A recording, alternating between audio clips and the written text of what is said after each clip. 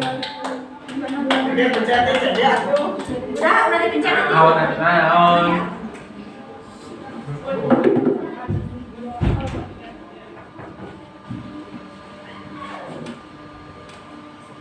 Assalamualaikum warahmatullahi wabarakatuh.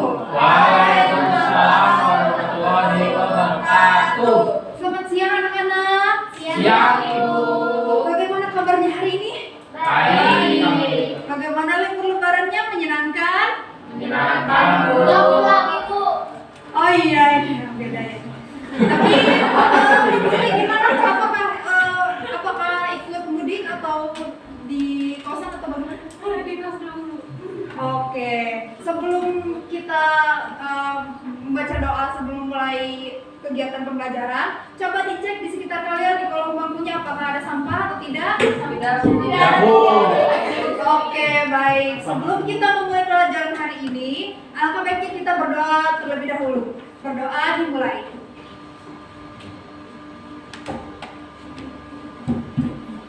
Berdoa tidak pernah selesai.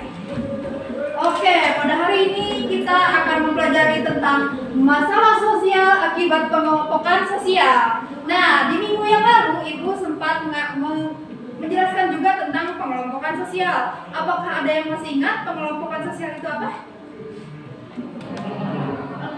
Oh, mungkin karena libur lebaran di kelamaan jadi lupa ya. Tidak apa-apa, Ibu akan menjelaskannya kembali.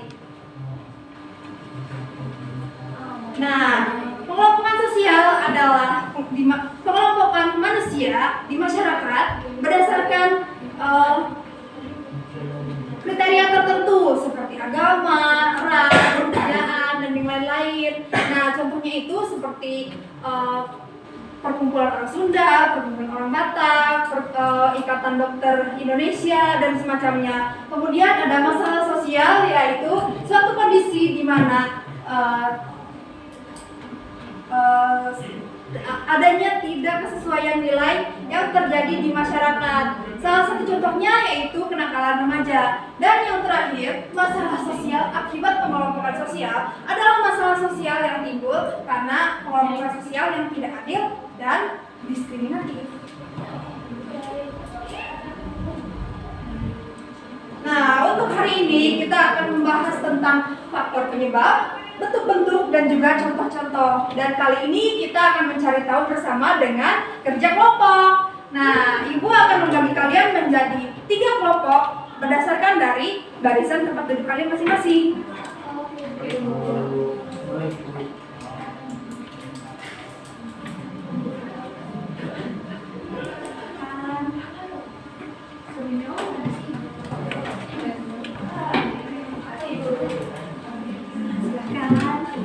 Nah, kalian bisa berdiskusi untuk mencari poin-poin dari faktor penyebab, bentuk-bentuk, dan juga contoh-contoh. Kalian bisa mencarinya di Google alias di internet atau di sumber lainnya yang relevan.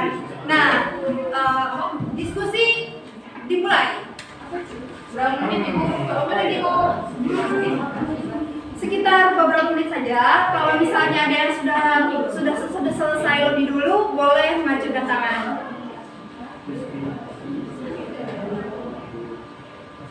Oh iya, saya juga ada satu hal yang perlu dikatakan. Apa Ibu? Seperti sebuah motivasi. Kadang kita setiap harinya gitu belajar gitu kan. Kadang kita merasa jenuh, merasa capek, dan merasa seperti muak sekali belajar itu. Masya Allah. Tetapi semua-muaknya kita, selelah-lelahnya kita, secapek-capeknya kita, ada yang lebih lelah dari kita, yaitu orang tua kita yang membesarkan kita, yang membiayai kita, dan menyekolahkan kita. Nah, tentunya kalian tidak ingin mengecewakan orang tua kalian, bukan? Maka dari itu, ketika kalian merasa jenuh, capek dalam belajar, ingatlah kedua orang tua kalian yang sudah susah payah membesarkan kalian, membiayai kalian, dan juga menyekolahkan kalian. Dapat mengerti? Bu, sudah Bu. Oh iya, sudah. Bagaimana kelompok yang lain? Apakah sudah? Atau Dia lama Bu. Oke, kita tunggu sampai semuanya benar-benar beres ya. Kurang Apa yang masih ada yang perlu nempel? Ini enggak. Ya. Oh maaf ya. Tapi masih bisa Oke. Tapi sudah selesai semua belum ini? Udah. Udah. Ayo, Bu. Udah. Ini dia belum nih? Cepet Ya. Lama. Udah, Bu. Ya, Mas, sengaja Bu dilama-lamain. Sudah Bu. Sudah. Mana yang tadi dapatnya faktor penyebab? Kita. Silakan kalian bertiga ke depan dan presentasikan secara singkat. Wah.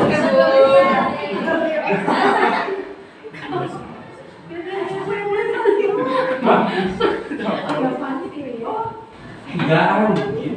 Dipersilahkan. Nah, di sini tuh ada faktor penyebabnya. Di sini faktor penyebabnya itu ada 4.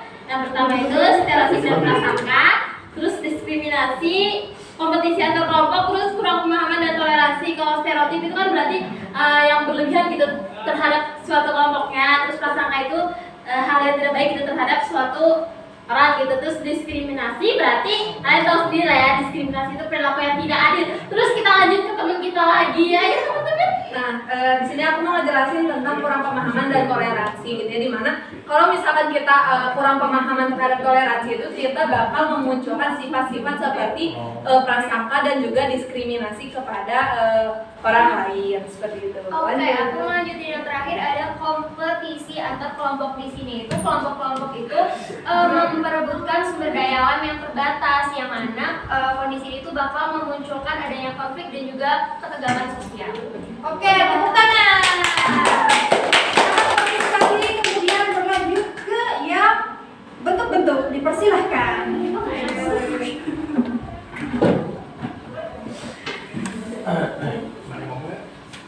Ngomong, ayo silakan. Nah, teman-teman, di sini kita kebagian nyebutin bentuk-bentuk dari apa tadi? Masalah sosial. Masalah sosial. Nah, yang pertama itu ada ketidakadilan. Apa tuh pada? Ketidakadilan itu terjadi ketika suatu kelompok itu merasa diperlakukan tidak adil oleh kelompok lainnya. Nah, yang kedua itu ada intoleransi. Intoleransi itu kayak misalnya kita nggak ngehargain kalau ada perbedaan-perbedaan gitu, teman-teman. Terus Adanya konflik sosial. Konflik sosial itu posisinya adalah pertentangan antara kelompok yang sosial dapat menyebabkan bisa ada pertumpahan darah. Nah, yang terakhir ada disintegrasi di sosial. Ketika norma keadilan, norma nilai sosial itu tidak berlaku lagi di masyarakat. Oke. Lanjut yang terakhir, contohnya dipersilahkan. Ya kok enak sendiri sih. Ada depan. Kecil banget. Contohnya tuh yang pertama tuh ada rasisme. Nah, jadi rasisme di sini itu merupakan diskriminasi berdasarkan ras kulit. Terus ada juga seksisme, yaitu diskriminasi berdasarkan gender. Terus ada juga tribalisme, yaitu fanatisme berlebihan terhadap suku yang berbeda. ya. Terus apa lagi tuh? Diskriminasi agama, yaitu diskriminasi kepada orang yang memiliki perbedaan agama. Oke, terima kasih. Kelompoknya semuanya hebat-hebat, keren-keren, mantap.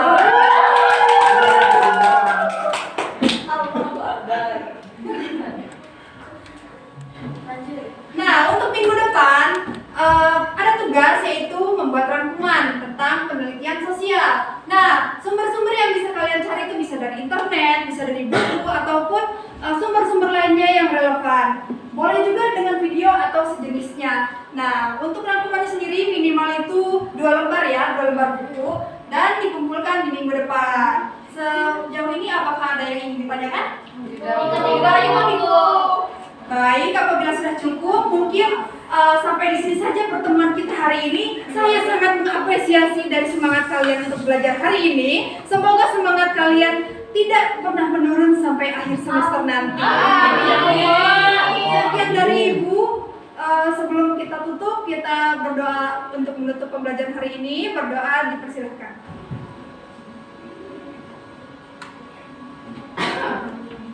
Wassalamualaikum warahmatullahi wabarakatuh. Waalaikumsalam.